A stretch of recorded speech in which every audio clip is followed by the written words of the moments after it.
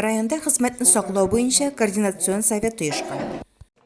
Предприятий һәм оешмаларда советның күчмә утырышлары уза. Начались как и в прошлом году, так и в текущем году. Произошли изменения в Трудовом кодексе по именно вопросам охраны труда. В соответствии с этим, совместно с нашими специалистами, мы проводим выездные заседания по предприятиям и организациям нашего района с целью именно методической и поддержки наших специалистов. Для того, чтобы, говорится, у них были понимания, говорится, по всем изменениям в трудовом законодательстве, соответственно, ведением учетно-отчетной документации и, соответственно, говорится, ведением, говорится, обучения наших предприятий, то есть работников на предприятиях и организациях.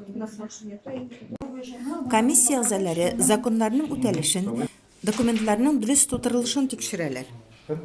Произошедших несчастных случаев, говорится, за прошедший 22 год, где у нас в основном произошли, говорится, несчастные случаи, связанные с производством при дорожно-транспортных происшествиях. У нас произошли 4 несчастных случая с тяжелыми последствиями и со смертельным исходом.